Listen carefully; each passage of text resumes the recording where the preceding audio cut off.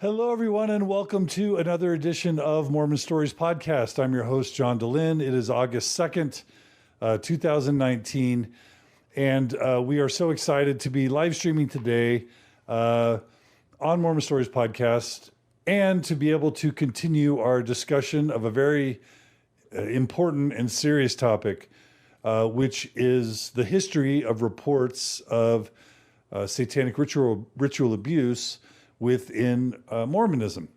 And for those of you who are joining us for the first time on this topic, it's really important that you understand that we've already recorded two really important episodes.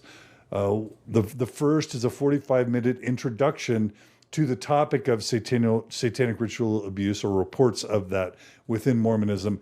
It's really important that you listen to that because this is a really fraught topic where there's a lot of passion on both sides. People who believe that there was a history of satanic ritual abuse in the 80s and 90s and that it continues to today, and people who claim to be victims of that.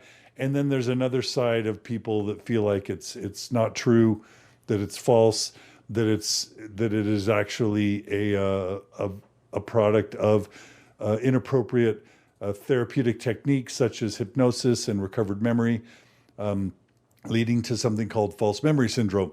And part of the problem with this, number one, is in the Harvey Weinstein Me Too movement and just in developed society, we are all learning that it's really important to believe people, or at least start by believing victims of abuse, because we know that so often victims of abuse goes unreported, or if it goes reported, they're oftentimes, victims aren't believed, or, claims of abuse don't lead to convictions. And so on the one hand, we don't want to ever on this program be in a position where we're ignoring or invalidating legitimate claims of abuse. On the other hand, we are talking about a topic that, according to those who are not believers of credible satanic ritual abuse systemically happening within Mormonism and the broader culture, those people will say that this social panic begins by a hysteria of books and articles and therapists and TV shows telling the story of how a satanic ritual abuse happens, and then people and therapists then incorporating those memories into people's reported experiences after the fact as, again, implanted or recovered memory. And so we don't want to be invalidating victims or be spreading a social panic. But the reason why we're covering this topic is because to this day in 2019, and even more over the past year, I, John DeLynn, continue receiving almost on a weekly basis now reports, and some from very dear friends, that either they were victims of satanic ritual abuse, or they have loved ones who report being victims of satanic ritual abuse, or their family's been torn apart because certain members of the family didn't believe other members of the family's claims of satanic ritual abuse, and that difference within the family has caused estrangement.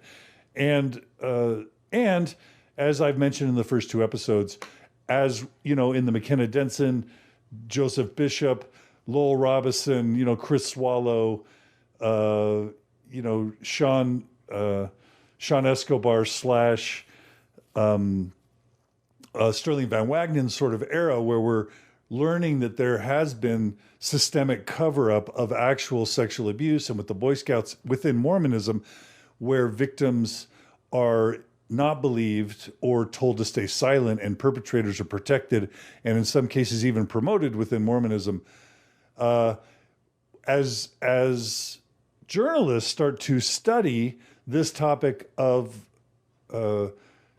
cover-ups of sexual abuse within Mormonism, these stories of satanic ritual abuse often get interwoven in to newspaper reporter and TV reporters' attempts at getting to the bottom of actual abuse. That sometimes these accounts of satanic ritual abuse either confuse and or potentially cloud and discredit what otherwise would be credible reporting. And so Again, on Mormon Stories Podcast, we are trying to just bring to light the information, the best information we can gather on these accounts so that we can just help people become informed, and we can bring as much disinfecting sunlight to this history as we can. Our purpose is not to get you to believe that SRA, satanic ritual abuse happened. Our intent is not to invalidate the claims of people. It's not to persuade anything other than to provide credible information and evidence, and then allow that to inform people's decisions. So I did a 45 minute introduction of this topic. Please go back and listen to that. It's really important. We talked about the Glenn Pace memo there a bit, where General Authority Glenn Pace of the Mormon Church in the presiding bishopric around 1991 actually produced a report where he reported to have actually interviewed over 60 people who claim to be victims of satanic ritual abuse. And we will be covering that memo in depth in a future episode. But it's important that you understand that that's how serious this all got. There was also a Utah commissioned a report to validate or invalidate satanic ritual abuse during that time period as well. But we have covered all that. And then in the second episode, if you haven't listened yet, we brought on scholar David Frankfurter, who has a background from Harvard, from Harvard Theological School, from I believe it was Princeton, a real top-notch scholar who spent 10 years studying satanic ritual abuse. He published a book called Evil Incarnate: Rumors of Demonic Conspiracy and Satanic Abuse in History. And he spent 2 hours with us yesterday chronicling 2,000 years of claims of satanic ritual abuse that started against Christians by Romans 200 years, after Christ's death. He talked about the Middle Ages as Catholic Church or Christians started going on inquisitions to punish witches or Jews. He talked about reports of satanic ritual abuse then. And then, of course, we brought it to the present time, where we talked about the satanic ritual abuse situations that happened in the 80s and 90s. And we concluded with Dr. David Frankfurter basically saying that in his 10-year study of this topic, he never found any credible reports of actual satanic ritual abuse happening anywhere in the United States, let alone in Utah. And that was his claim. We're not saying that's true or false. We're just saying that is an independent scholar's claim. And so today we are continuing this series, and we are bringing on what I think is a very important interview. So we are going to refer to this interviewee as Kim. Kim does not want to use her real name or her husband's real name, and we'll be talking about why that is in a minute. But the reason why this story is so important is because we're calling it a cautionary tale of repressed memory therapy. Kim lived in Orem during the late 80s and early 90s. And eventually, as she was interacting with her bishop, was referred to a therapist that ended up maybe being more than one therapist over time. But two of the therapists that she worked with, and we are going to use their names, Rex Kocherhans and Ruth Killpack, were both therapists that used hypnotic techniques to recover memories. And so she saw these therapists over a 4 or 5 year period. And during that time, she feels like she was the recipient of, I don't want to say victim, recipient of recovered memory techniques that were incredibly damaging to her life. And what I think is going to be really important and interesting to Mormon Stories listeners, in addition to just Kim's story, is that one of these two therapists, Ruth Killpack, has also been listed as one of the therapists for Martha Beck. So for those of you who will remember, Martha Beck is the daughter of Hugh Nibley, a Mormon scholar who was an apologist for the Mormon Church, Egyptologist, well-respected author within Mormonism, Martha Beck, came out with a book called Leaving the Saints, I want to say late 90s or early 2000s. I don't have the date on Leaving the Saints, but in Martha Beck's book, Leaving the Saints, she accuses her dad, Hugh Nibley, of sexual abuse of her involving some sort of ritual. And of course, in the wider public sphere, Martha Beck's accusations have been called into question as coming out of these hypnosis / recovered memory techniques. But we've never kind of covered that directly on Mormon Stories. And it's sort of still out there in the post-progressive and post-Mormon zeitgeist. We know that Martha Beck made these claims. Are they legitimate or not? Well, we are talking to someone who received the same sort of techniques, that at least some of those same techniques that Martha Beck did under therapist Ruth Killpack. And as I understand it, Kim also was interviewed by Glenn Pace for the Glenn Pace memo that we will be talking about in a future episode. So for all these reasons, this episode doesn't specifically tie to satanic ritual abuse, but it certainly speaks to the use of hypnosis and recovered memory techniques in Utah in the late 80s and early 90s, that very much then speaks to these broader claims of satanic ritual abuse within Mormonism. So that was a long, involved introduction, but this topic requires the sensitivity to provide context so that we don't do damage to either side. And again, for those who are who claim to be victims of satanic ritual abuse or believe satanic ritual abuse, we're not bringing Kim on to say that's never happened or to invalidate people's claims. We are doing this to bring in what we think is relevant information so that we can put all the cards on the table and then allow people to make informed, to have the information they need and make informed decisions about this topic. So I just want to make sure our motives are to just bring good information to the table, let people tell their stories, bring credible information, and then let people make sense of it what they will. And so without any further ado, we welcome Kim on to Mormon Stories Podcast. Kim, thank you so much for being willing to join us. Thank you, John. Really quickly, so you chose the name Kim to use, and for your husband, we'll be using the name John. If it's okay, is there anything you want to correct in my introduction, first of all? Mm-hmm. I mean, we'll be telling your full story, but... I think it sounds great, although with the first therapist that I saw, he wasn't from a bishop's referral. Okay. I made contact with him a different way. Okay. But the Ruth Killpack... The Ruth Killpack was a bishop's referral, and he had gone to LDS Social Services and was given her name as someone who would be helpful for me to see. Okay. Any other clarifications on my intro? No. Okay. Do you mind telling us why you're uncomfortable having your face shown and using your real name, if it's okay? Mm-hmm. I thought a lot about this, if I would want to have my face shown or my name used, and decided against it.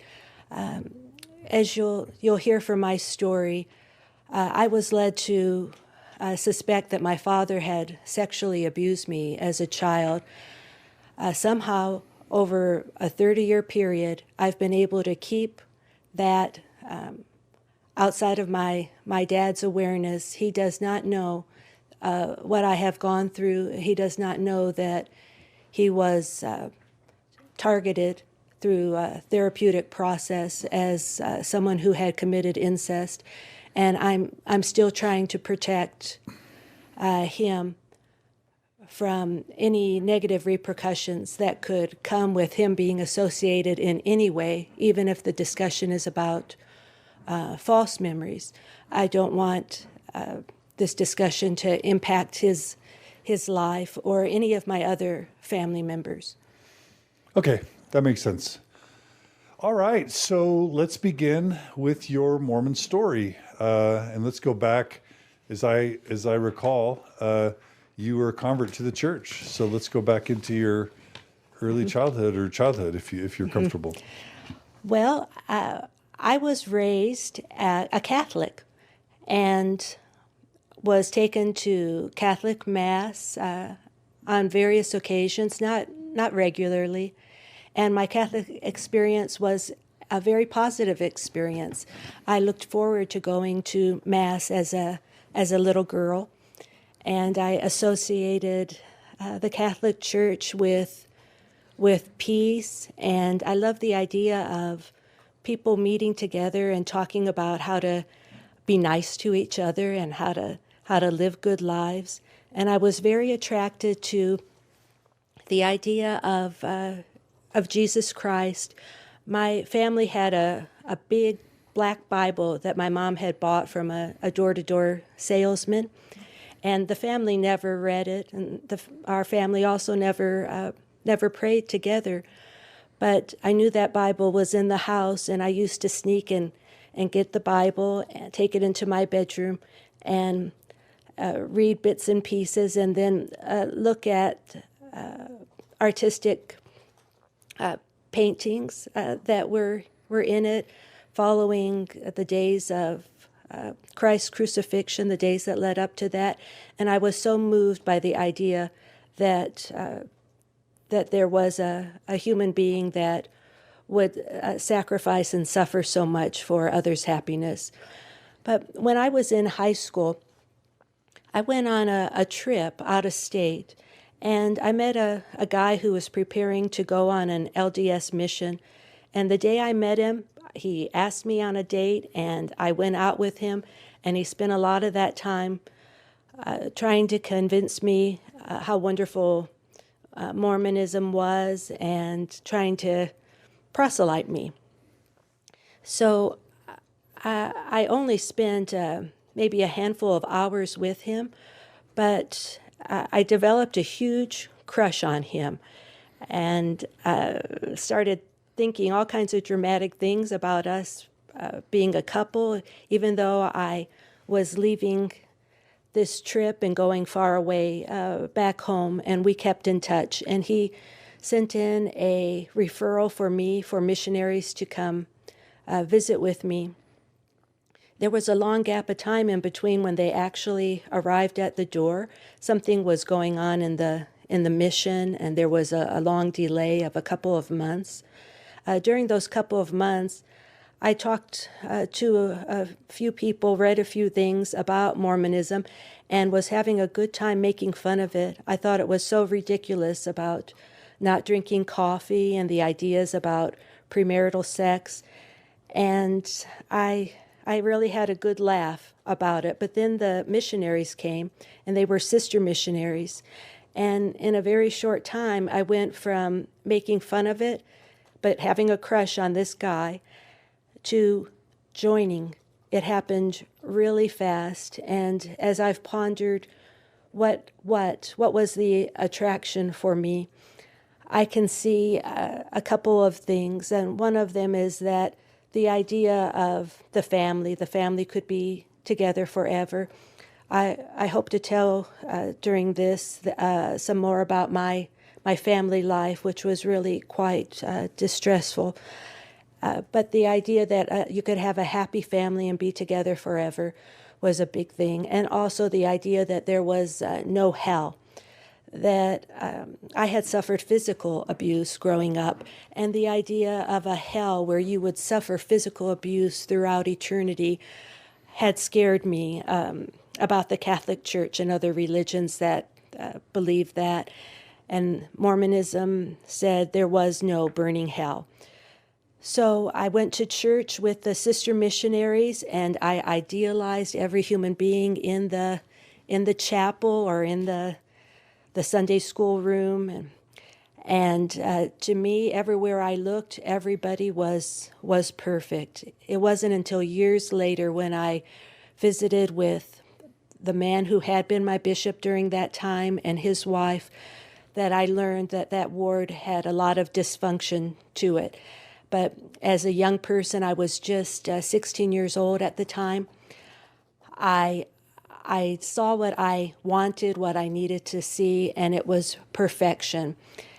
When I joined the Mormon church, this missionary, he was now out on his mission. He used to call me on the phone from his mission, and he thought it important to call me and tell me that he was no longer romantically interested in me, that he had met a young woman on his mission that he was pretty interested in, and he wanted me to have a heads up about that before I was baptized. He didn't want me to, according to his words, join for him. But I took offense at that because I was so, I had so accepted the message of Mormonism that he was a small player now in things. So I joined the Mormon church, and I, along with my husband, he also joined as a convert, only members in our families, both living out in the mission field, both joining in areas where he joined. He was the only member that joined in the whole year. Where I joined, I was one of 2 high school kids that joined in the year. And we stayed in the LDS church for almost 30 years. We initially married civilly, but then we were sealed in the temple about a year later, and we gave it our whole hearts. My husband served in many leadership positions. I served in some leadership positions, but also did a lot of teaching.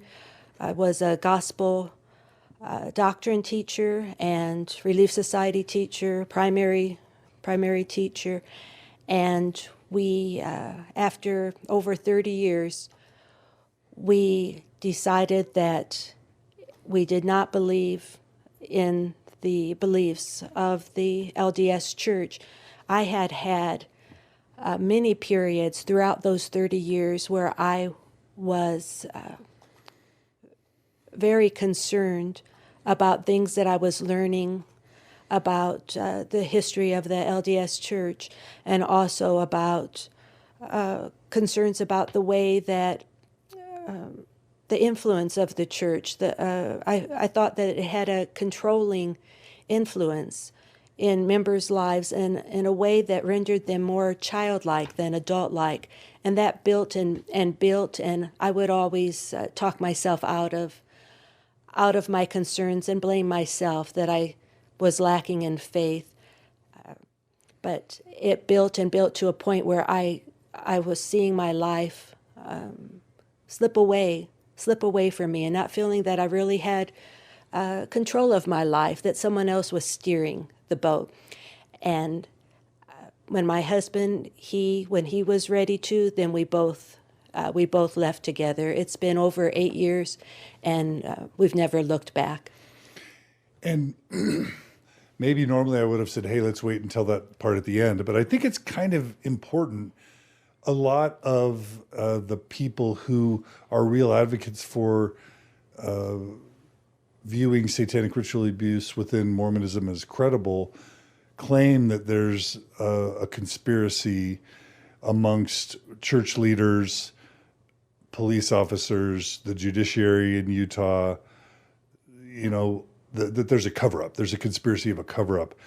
And that the church, because, and again, I'm always hearing these reports that it's the First Presidency and the Quorum of the 12 that are all satanically ritually abusing people, in the basement of church headquarters. That's a very common claim that usually comes at these techniques. For the advocates of this theory, it's because there's a conspiracy. But so you saying that you left the church 8 years ago and no longer believe, I think that's important for those who, who might wonder whether you're part of that conspiracy. If you were, it's certainly not due to your loyalties to the Mormon Church. Is that right? That's right. Okay.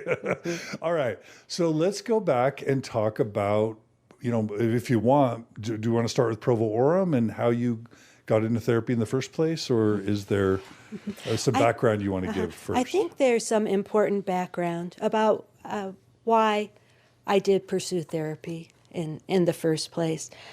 So I was born to very young parents, and my mother had become pregnant with me, and that was the catalyst for them marrying. My parents, I love them very much. They are very hardworking people and have always been very hardworking people. But with the young marriage, they weren't prepared, and they had a lot of serious problems. There was constant fighting in the home. There was alcohol abuse and domestic violence.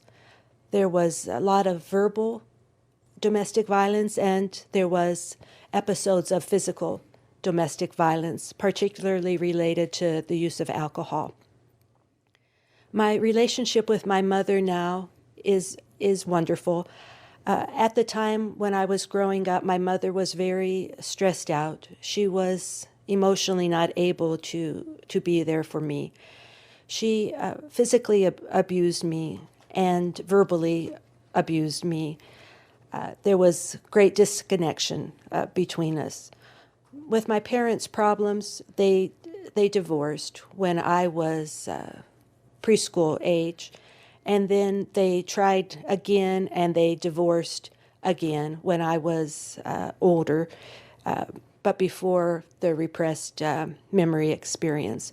I also do not have any siblings, and so that's an important thing to keep in mind as I share my experience in the therapy. Some other background information I think is important to understand about me and my emotional well-being and mental health. I through the repressed memory therapy, I was encouraged to believe that my dad had sexually abused me during childhood. In reality, I had experienced some sexual violation during childhood and as a student at BYU.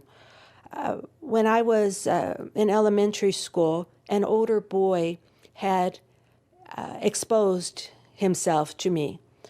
No one else was around, and he had done that, and he had said horrible things to me about taking pleasure in what I was seeing that shook me up. I don't believe I ever talked to anyone about that experience.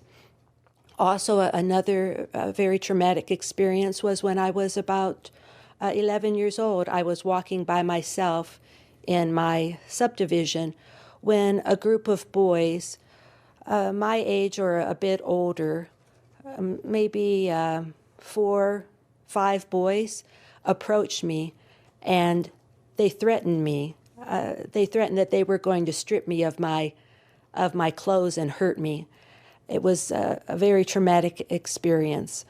And then when I was at BYU, I was convinced by a guy on campus who was not a BYU student. I was convinced by him to go into one of the music practice rooms in I don't think it's the Harris Fine Arts Building, to go into one of the practice rooms with him. He said to do this with him under the guise that he was going to play music for me. In reality, he tried to assault me or rape me. When he tried to rip open my jeans, he ripped open my jeans, and I made a run for it, and I got away from him. So I do have those experiences in my background. Also, I have an experience with having bad adjustment problems in making a move at the tender age of 12 to a new city where I had a very difficult time. Sought school counseling then and was told just to buck up, but I was having trouble coping, crying all the time, crying in classes. Right after that started, I developed a childhood illness, juvenile diabetes. a huge life changer, very, very difficult, with medical trauma associated with that. Going from a child who was scared to death of injections. When I would go to get immunizations, they'd have to chase me down and hold me to give me an injection. I was that scared. And overnight, I was diagnosed with diabetes and had to learn how to give myself injections, how to follow a strict diet according to the clock, and having to be concerned at all times about how I was feeling physically to cope with low sugars or high sugars. After the development of diabetes, I went through an episode of severe bullying in middle school where a group of girls targeted me. I was considered a really pretty girl, and they targeted me, and they said they were going to, beat me up. They were going to get me in the girls' restroom and cut off all my hair. They used to hit me when they saw me or bark at me. They even went so far as to make little construction paper name tags that they would wear that said "Kill Kim Day," and the idea was that anybody who saw me was supposed to belittle me or hurt me. This was hugely traumatic and still continues to affect me. I'm still working on the effects of being treated like that. It went on for months. I did eventually make good friends, though. So what I'm trying to get at by sharing this background information is that it was marital therapy that eventually led to me having contact with Rex Kocherhans as the marital therapist. But I had suffered a great deal during childhood related to all these things that I'm talking about. At the time, I had not been diagnosed even with depression or anxiety or post-traumatic stress disorder. But now I am clearly aware of how I was suffering these type of illnesses throughout childhood and into my young adult period. I felt very rejected, insecure, lonely, very defective, powerless, and confused. And some things that really scared me were binge eating. I had trouble with binge eating, which is a huge problem if you have diabetes. And also, I had come to believe through Mormon teachings that having sexual desire was bad, and that I should be able to not have it and not want to act on my sexual desires. And so I became convinced that something was really wrong with me, that I couldn't control myself.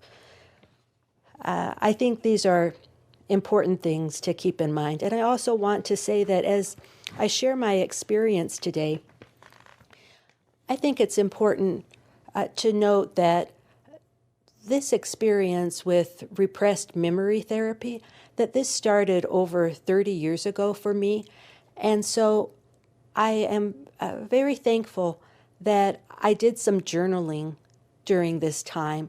And so I have these journals, and I have spent a lot of time in preparing for today by reading through my journals. And also I had other writings, and I have spent a lot of time because I want to try to capture what it was like at the time.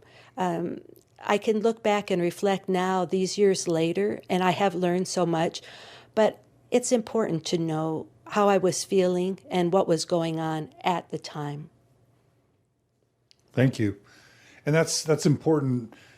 If we're going to be fair, memory is a huge central theme in all of this discussion. And obviously, we're going to be talking, this is about implanted or recovered memory, but also, on both sides of the equation, whether it's people who claim to be victims of satanic ritual abuse within Mormonism, or people who claim to be victims of repressed or recovered memory therapy techniques, memory's fallible on either side.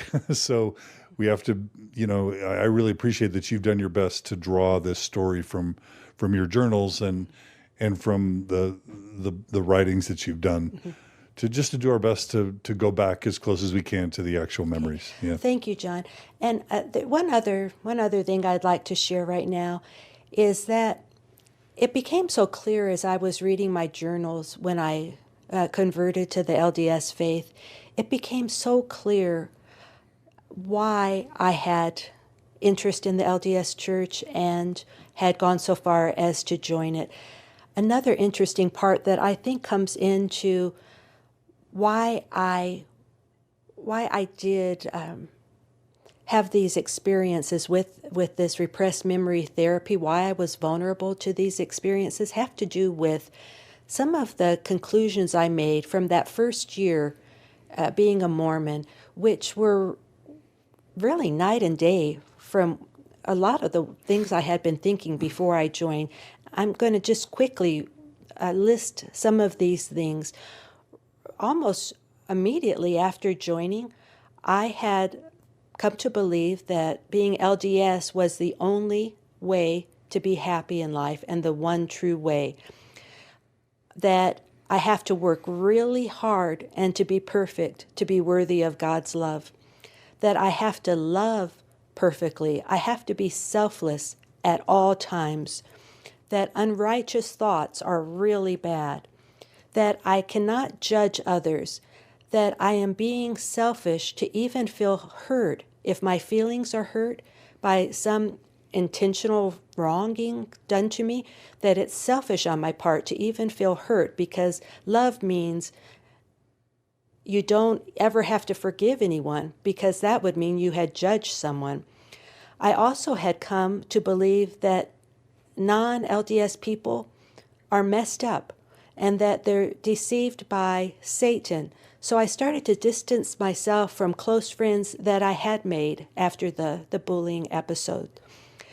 I had a really strong belief that Satan was after us, and I had to be on guard at all times, or he might trick me and deceive me and cause me to do something to hurt myself or someone else. I believed that I had to act on faith no matter any sacrifice or no matter any risk. It's like that line, do what is right, let the consequence follow. I had a belief that my emotional pain, and as I've expressed, I had a lot of emotional pain and confusion, that all of that emotional pain meant one thing, that I did not have the Spirit with me. I read lists put out by the LDS Church about how to tell if you had the Spirit with you or didn't. And the list said that things like sadness, discouragement, that meant that the Spirit wasn't with you. So to feel pain was a sin. I believe that a faithful attitude was what I needed to heal me. That was going to relieve me of the things that I've described. I've already mentioned this, that I believe that my teenage sexual desires were dangerous and that acting on them was actually second to murder. I desperately wanted to not have those desires. And throughout my journal, the first year of being an LDS member, over and over again, I said to myself, boy, I'm feeling doubtful that what I'm doing is really the one true religion or one true way to life. But I'd quickly correct myself, but questioning is bad. Questioning is dangerous. And then I'd write that I was recommitting myself so that I wouldn't fall prey to Satan. That's important context. And I was just going to make the point that your traumatic childhood upbringing didn't just make you vulnerable to recovered memory or reparative therapy techniques. It made you interested in Mormonism. And it's Mormonism that could help give you order and structure and a theology and a doctrine and guidelines and rules and community that probably seemed very appealing at the time. I mean, you probably, maybe you were conflicted, but also you probably felt a lot of hope that Mormonism could bring you joy and peace and comfort and heal you in some way, right? That was huge. Yeah. It was about the hope that everything could be different if I only followed the tenets of the Mormon faith. But then I joined, and no sooner did the sister missionaries get transferred out to another area that I was crying in church, feeling so lonely. That was such a love bomb with the sister missionaries, because they had made me like the most important thing in their lives. They wanted to be with me. They wanted me to be happy. They wanted to educate me. And I think that was a big part of why I joined also, that positive attention. I needed that so desperately that I was able to switch over from making fun to wanting it so desperately, like in a snap of your fingers like that. But as I'm getting to here, that feeling of hope, it didn't last. It would come and go, and I was still emotionally struggling, and I still felt like a failure. But now I had something new to feel like a failure about. Oh, no.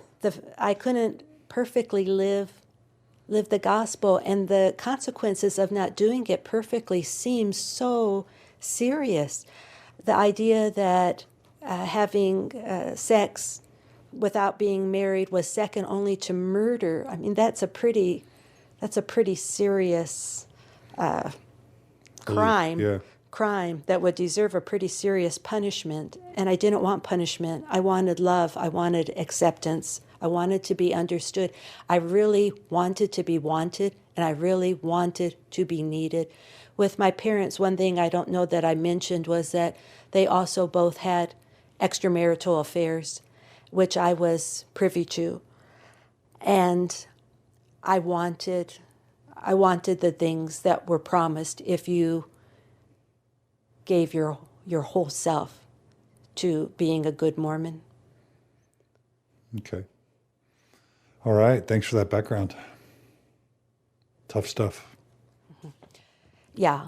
But I think it's really important, because I do think a lot of the people that end up recipients of the types of techniques we're talking about are vulnerable to begin with. Yeah, some of the other stories of people who've recanted the repressed memories that they developed during therapy share similar stories of extramarital affairs their parents were having, or alcoholism in the family. Not all, but it's not. Why do people go to therapy? They're seeking help. Right. It's not always because of parental mistreatment or family problems, but often it is.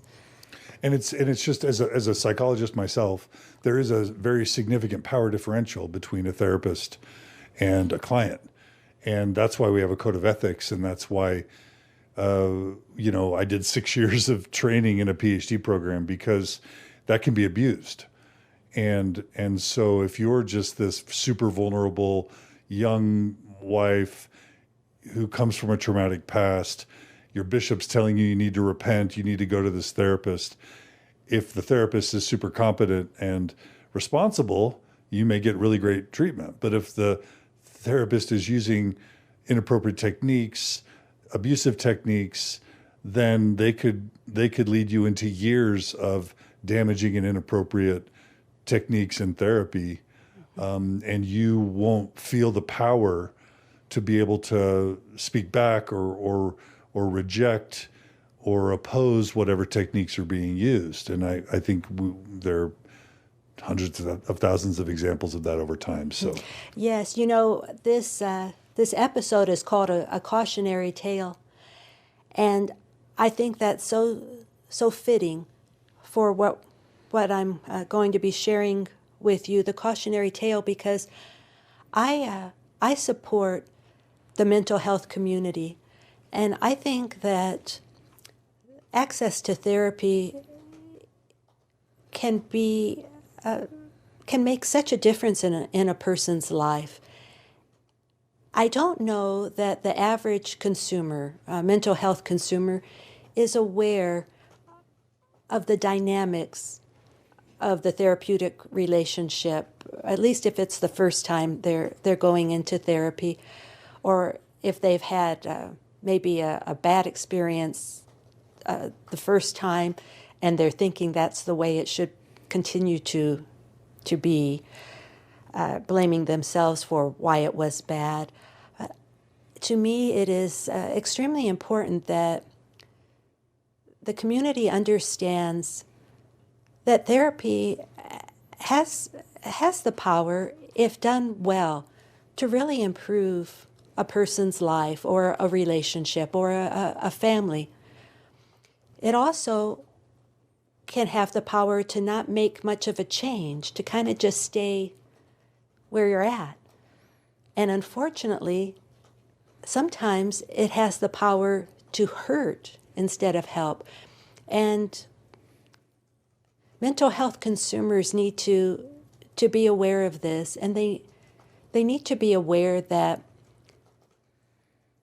even if someone has education or experience about mental health subjects, it doesn't mean that the patient should delegate their well-being to the therapist. A patient has to continue to advocate for themselves in the therapeutic relationship. And the patient needs to have clear goals about what they want to get out of having therapy, and not jump to conclusions that a therapist, because that person has education or experience, is foolproof, and now they can be like a child and just turn over their well-being to the therapist. It is an adult responsibility, even in therapy or any type of medical situation, maybe in any kind of relationship where there's an authority, that the person who's turning to the authority for assistance not give that authority figure power over them. They have to ask questions, think critically, talk to others. Right.